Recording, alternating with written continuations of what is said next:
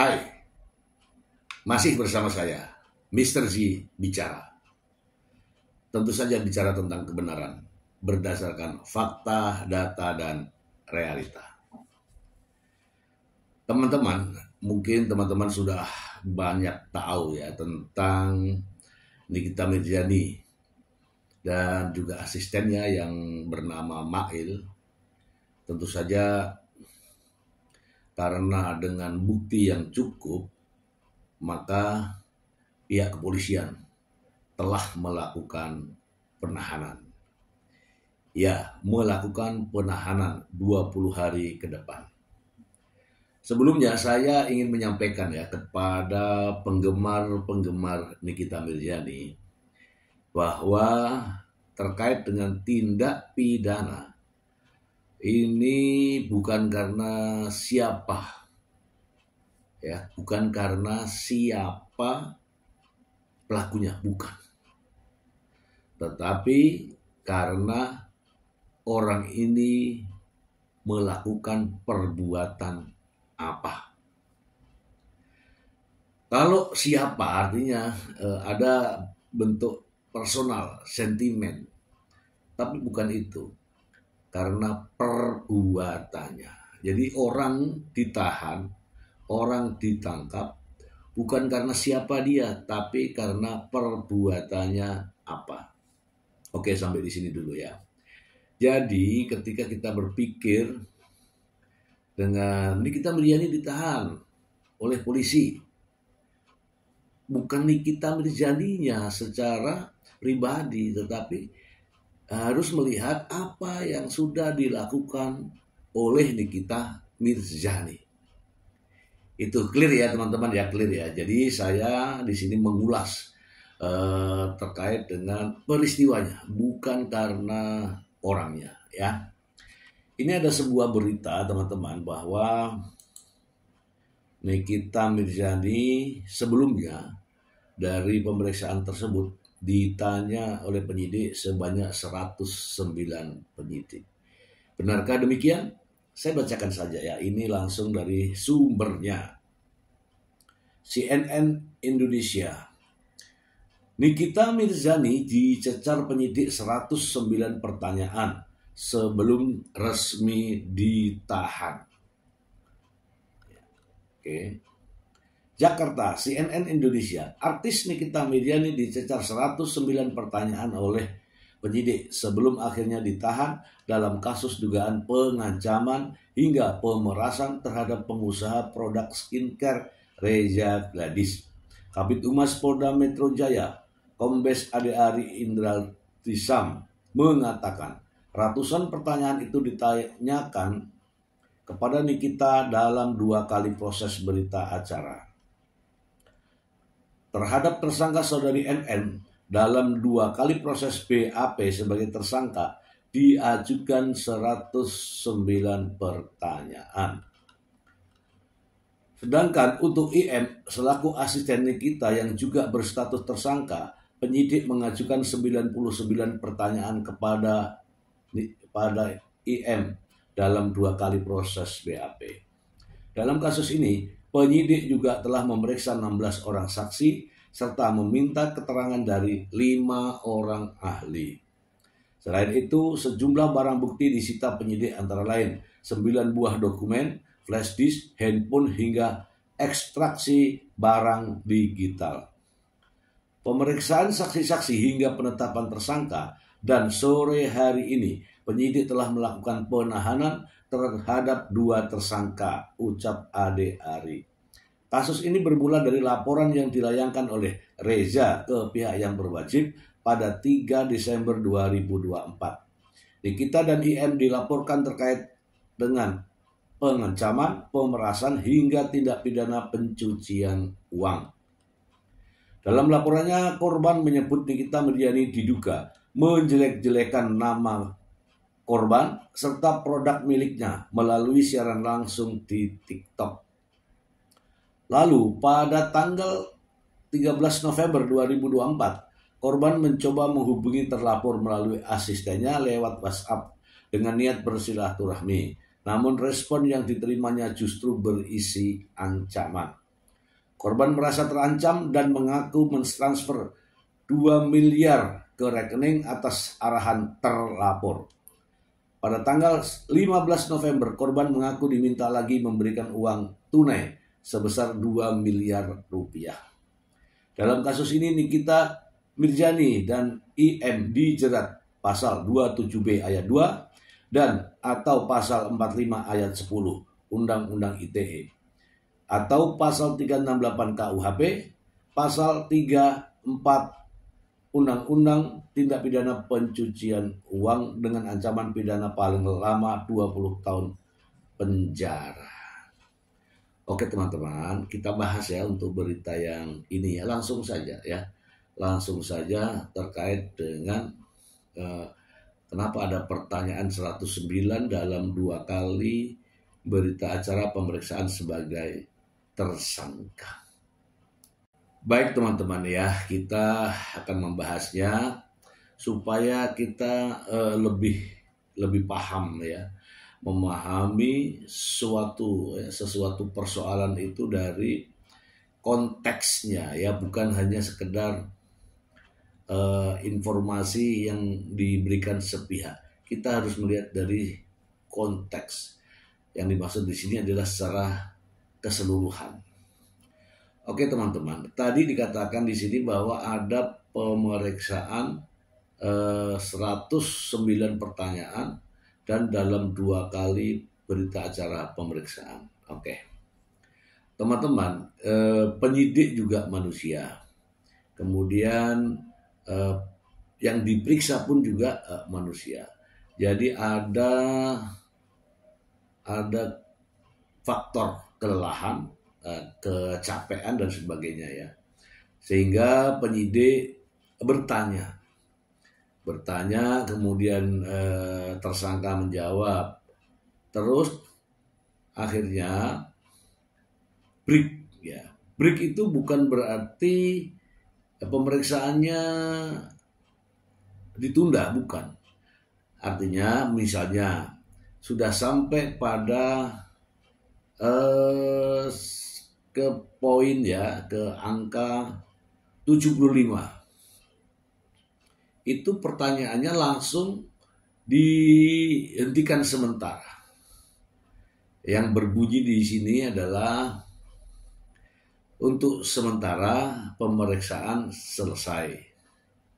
Ya kan? Untuk sementara pemeriksaan selesai. Apakah saudara setuju? Ini terhadap tersangka, setuju.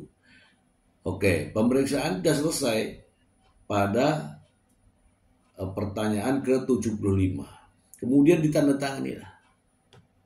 Oke, ini break. Pertanyaannya sudah selesai karena manusia tadi lelah istirahat. Tanda tangan itu berita acara. Yang pertama.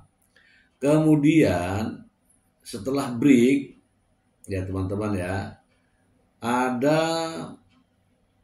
beberapa masukan atau ide-ide pertanyaan dari penyidik. Maka pemeriksaan dilanjutkan. Bunyinya adalah berita acara pemeriksaan tersangka lanjutan. Sama, kalau tadi pertanyaannya terakhir ada di nomor 75, maka pertanyaan pemeriksaan lanjutannya disambung.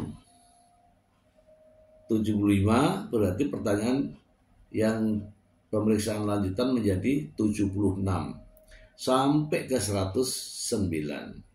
Oke. Apakah berhenti sampai di sini? Tidak, ya. Pemeriksaan akan terus dilanjutkan dengan pemeriksaan tambahan nantinya ya. Kalau di sini tadi namanya pemeriksaan lanjutan, kemudian pada nanti pemeriksaan berikutnya ada namanya berita acara pemeriksaan tambahan. Kalau penyidik mempunyai pertanyaan-pertanyaan baru, adanya perkembangan informasi yang diterima oleh penyidik. Oke teman-teman, pasal yang dipersangkakan ya masih seperti biasa, yaitu pasal 27B ayat 2, kemudian pasal 45 ayat 10 Undang-Undang ITE ya. ITE ini terkait dengan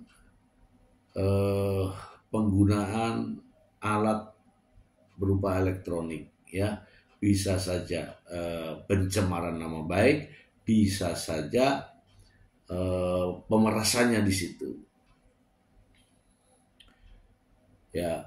Kemudian pasal 368 KUHP, dari pasalnya saja kelihatan bahwa itu masuk kategori pidana umum. 368 KUHP, Kitab Undang-Undang Hukum Pidana. Kasusnya pemerasan. Ini dengan pengancaman. Ini pidana umum. Pidana umum ini ternyata tindak pidana ini ancaman hukumannya sangat tinggi ya, 9 tahun penjara. Nah, banyak ya ketika saya sedang live, banyak yang bertanya-tanya mengapa Nikita Mirzani juga dijerat dengan tindak pidana pencucian uang. Sementara Nikita Mirzani bukanlah seorang pejabat negara, bukanlah seorang anggota DPR RI, bukanlah seorang yang memiliki kekuasaan, ya kan? Kenapa kok bisa dimasukkan undang-undang tentang tindak pidana pencucian uang? Nah, ini saya jawab ya teman-teman ya. Mengapa Nikita Mirzani juga dijerat tindak pidana pencucian uang? Ya, banyak dari kalangan netizen yang bertanya-tanya tentang itu. Kok bisa Nikita Mirzani masuk dijerat dengan pasal 4, pasal 5 ya, pasal 3 mungkin ya, terkait dengan tindak pidana pencucian uang. Sementara Nikita Mirzani kan bukan pejabat negara, bukan pegawai negeri, bukan pemerintahan, bukan DPR RI. Ini banyak tersebar di berbagai media pertanyaan-pertanyaan ini ketika membaca dari kolom komentar.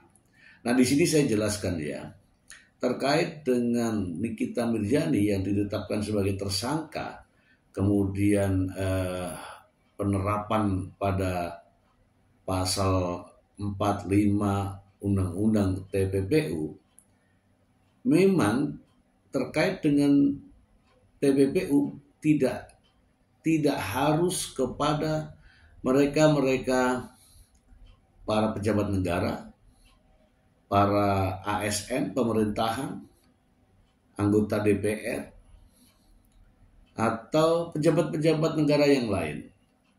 Tidak harus.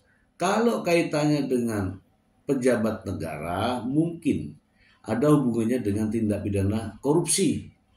Korupsi, kemudian hasil daripada korupsinya itu ditransferkan ke pihak-pihak lain, dipergunakan untuk membeli sesuatu barang melalui rekening, melalui transfer dan sebagainya. Nah, TPPU juga bisa dikenakan terhadap siapapun yang terkait dengan tindak pidana sebelumnya. Salah satu contoh, Nikita Mirzani menerima uang sebesar 4 miliar. Ini terkait kasus apa? Oke, polisi sudah menetapkan Nikita Mirzani kasus tersebut adalah kasus pemerasan misalnya. Nah, pemerasan ini hasil dari uang 4 miliar tersebut dibayarkan, dibuat untuk membeli, dijadikan sesuatu barang lagi, dibayarkan lagi, ditransfer kemana. Nah, inilah yang dinamakan sebagai TPPU, tindak pidana pencucian uang. Jadi hasil tindak pidana ini ditransferkan melalui rekening ke rekening, dibayarkan melalui tunai misalnya, oke. Kemudian dibuat untuk membeli sesuatu dengan pembayaran transfer, oke. Kemudian diberikan uang ini kepada orang lain melalui transfer. Inilah yang dinamakan dengan tindak pidana pencucian uang. Jadi Nikita Mirzani diterapkan pasal tindak pidana pencucian uang ini karena kemungkinan besar pihak polisi atau pihak penyidik mendapati bahwa uang-uang terkait dengan yang 4 miliar ini sudah dipergunakan oleh Nikita Mirzani dengan berbagai cara. Bisa transfer, bisa tunai, bisa melalui kaitannya dengan perbankan. Dan hal ini akan dikuatkan dengan PPATK, Pusat Pelaporan Analisis Transaksi Keuangan. Jadi kalau ada uang masuk ke rekening kita, itu PPATK tahu. Siapa pengirimnya tahu, kemudian membagi kemana-mana ini tahu, PPATK tahu semuanya. Kemudian nanti yang tidak tahu, ada ketidakcocokan dengan jumlah, akan ditanya, ini ada uang 2 miliar ini kemana ini? Kok nggak ada? Ditanyakan, kemana uang itu? Saya tarik tunai, kemudian saya bayarkan, misalnya bayarkan rumah, bayarkan mobil, traktir makan, ulang tahun, dan sebagainya. Itulah bagian-bagian daripada TPPU. Oke teman-teman, di awal saya sudah menyampaikan bahwa secara personal ya, saya tidak kenal dengan Nikita Mirzani. Saya tahu karena dia seorang public figure. Nah, saya bukan penggemar, tetapi saya tahu Nikita Mirzani seorang artis. Masalahnya sekarang, ketika kita mengetahui bahwa perbuatan yang dilakukan oleh Nikita Mirzani itu salah, kita tidak perlu membela mati-matian. Karena ini perbuatan teman-teman, bukan pribadinya. Ya, ini banyak nih teman-teman yang fanatik banget. Sampai komentar di video saya pun ya kayaknya nggak perlu dijawab gitu loh. Contoh ya, emang lu siapa? Lu nggak ada apa-apanya dengan Nikita, katakan gitu ya. Ya, saya kasih jempol aja kalau yang begitu ya. Jadi kita harus berbicara logika. Loh, kalau itu idola Anda, maka kok idolaku perbuatannya begitu ya? Kenapa ya? Itulah yang harus Anda sikapi. Bukan gara-gara Nikita Mirzani kita membenci, bukan.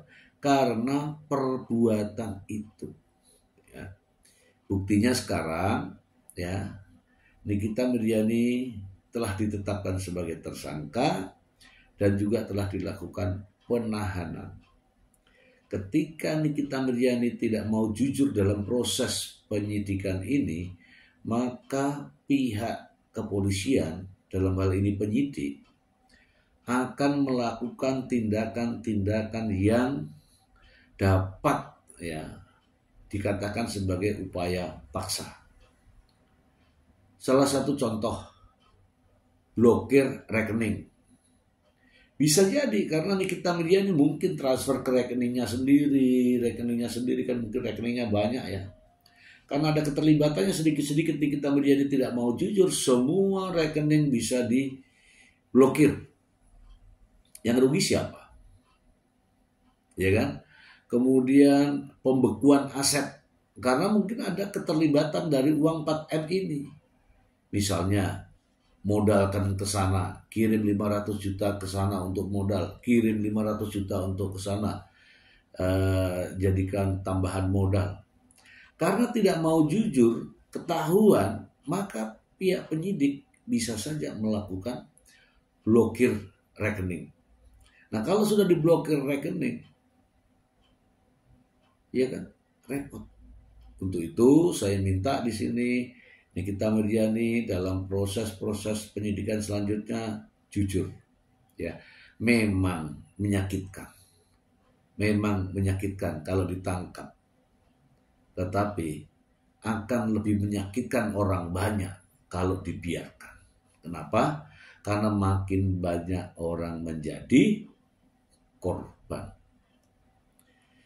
Gitu ya teman-teman ya, semoga informasi ini bisa menambah wawasan buat kita semua, memberikan informasi, edukasi ya, dan kita lebih jernih dalam berpikir, dalam menentukan apa yang harus saya lakukan ketika mengetahui bahwa seseorang yang saya idolakan ternyata perbuatannya pidana.